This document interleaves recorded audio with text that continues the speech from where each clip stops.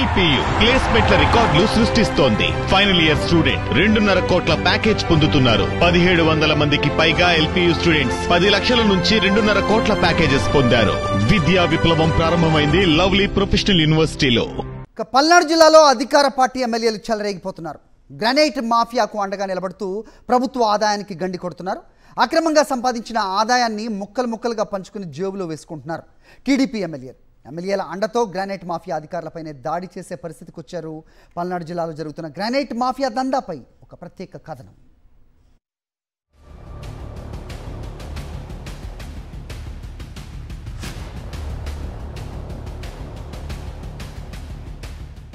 ఇది పల్నాడు జిల్లా. 2024లో జరిగిన ఎన్నికల్లో పల్నాడు జిల్లాలోని 7 నియోజకవర్గాలను టీడీపీ కైవసం చేసుకుంది. అప్పటి నుంచి ఎక్కడ చూసినా ఎమ్మెల్యేల అరాచకమే. వైఎస్ఆర్సీపీ నేతలు కార్యకర్తలపై దాడులు చేయటం, తప్పుడు కేసులు బనాయించడం. మరోవైపు ఎమ్మెల్యేలు లిక్కర్, రేషన్, మట్టి మాఫియాకు కేరాఫ్గా మారారు. చెరువులు ఎండబెట్టి మరీ మట్టి అమ్ముకుంటూ కోట్లు దండుకున్నారు. తాజాగా గ్రానైట్ మాఫియాలో వివాదం రచ్చకెక్కింది. గ్రానైట్ మాఫియా చేస్తున్న అరాచకాలు చూస్తే అందరికీ మైండ్ బ్లాక్ అవుతుంది. పక్కనే ఉన్న ప్రకాశం జిల్లా నుంచి గ్రానైట్ తెలంగాణతో పాటు ఇతర రాష్ట్రాలకు రవాణా అవుతోంది. ప్రకాశం జిల్లాలో చీమకుర్తి, బల్లికురువ, మాటూరు ప్రాంతాలలో గ్రానైట్ క్వారీలున్నాయి. ఈ క్వారీల నుంచి గ్రానైట్ మైనింగ్ చేసి తెలంగాణతో పాటు ఇతర ప్రాంతాలకు పంపించాలంటే పల్నాడు జిల్లా గుండా వెళ్లాల్సిందే. ఇదే ఇప్పుడు టీడీపీ ఎమ్మెల్యేలకు కాసుల వర్షం కురిపిస్తోంది. గ్రానైట్కు జీఎస్టీ 18% కట్టాల్సి ఉంటుంది. దీంతో పాటు రాయల్టీ కూడా చెల్లించాలి. ఒక లారీ గ్రానైట్ లోడుకు 90,000 నుంచి ₹1,00,000 వరకు ప్రభుత్వానికి చెల్లించాల్సి ఉంది. కానీ రాయల్టీ, జీఎస్టీలు చెల్లించకుండానే అక్రమంగా ప్రకాశం జిల్లా నుంచి తెలంగాణ, మహారాష్ట్రకు పల్నాడు జిల్లా మీదుగా గ్రానైట్ అక్రమ రవాణా జరుగుతోంది. ఈ రవాణాకు బిల్లులు కూడా ఉండవు. Zero business. ప్రభుత్వ లెక్కల్లో అసలు ఈ లావాదేవీలు ఉండవు. అధికారులను మేనేజ్ చేసి రోజుకు వందలాది లారీలను ప్రకాశం జిల్లా నుంచి ఇతర ప్రాంతాలకు తరలిస్తున్నారు గ్రానైట్ మాఫియా.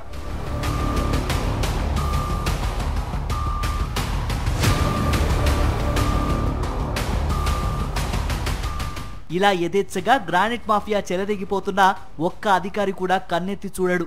ఎందుకంటే ఈ నిలువు దోపిడీలో అధికార పార్టీ ఎమ్మెల్యేలు భాగస్వాములు కాబట్టి. ఒక్కో లారీకి దాదాపు 35,000 నుంచి 45,000 వరకు వసూలు చేస్తున్నారు గ్రానైట్ మాఫియా. డబ్బులిస్తే చాలు, దేన్ని ఎక్కడికైనా పంపుతామని చెబుతున్నారు.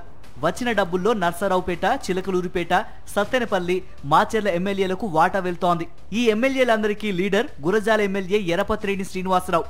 ఆయనకు మాత్రం ప్రతి నెల ₹1 కోటి వరకు అందుతుందని ప్రచారం.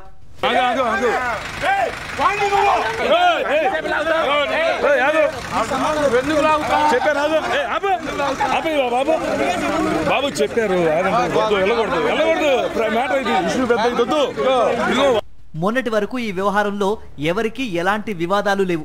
అయితే ఇప్పుడు తాజాగా ఎమ్మెల్యేల మధ్య వాటాల పంపిణీలో తలెత్తిన విభేదాలతో ఈ వ్యవహారం బయటకు గుప్పుమంది. అందుకే బిల్లులు లేకుండా అక్రమంగా తరలిపోతున్న గ్రానైట్ లారీలను అధికారులు పట్టుకొని కేసులు నమోదు చేస్తున్నారని ప్రచారం జరుగుతోంది. ప్రకాశం జిల్లా గుండా సరఫరా అయ్యేటువంటి ఈ గ్రానైట్ పల్నాడు జిల్లా మీదుగా ఏ విధంగా మాఫియా చేతిలో పడి అక్రమ రవాణాకు గురవుతుందో గత 2 సార్లుగా విజిలెన్స్ అధికారులు, సేల్స్ ట్యాక్స్ ఆఫీసర్లు పట్టుకున్నటువంటి లారీలను చూస్తే మీకు అర్థమవుతుంది. అంతా సక్రమంగా జరిగితే ప్రతి నెల ప్రభుత్వానికి గ్రానైట్ పై ₹60 కోట్ల వరకు ఆదాయం వచ్చేది. అంటే ఏడాదిలో 720 కోట్లు ఆదాయం వస్తుంది. కానీ గ్రానైట్ మాఫియా అక్రమాలతో ప్రభుత్వానికి కనీస ఆదాయం మాత్రమే లభిస్తోంది. రోజుకు 130 నుంచి 140 లారీల గ్రానైట్ ఈ మార్గం ద్వారానే తెలంగాణకు వెళ్తోంది. గ్రానైట్ మాఫియా వల్ల పెద్ద ఎత్తున సరుకు వెళ్తున్నా వాటి వల్ల ప్రభుత్వానికి ఎటువంటి ఆదాయం రావడం లేదు. కేవలం అధికార పార్టీ ఎమ్మెల్యేల జేబులు నింపుకోవడానికే సరిపోతోందని విమర్శలు వినిపిస్తున్నాయి.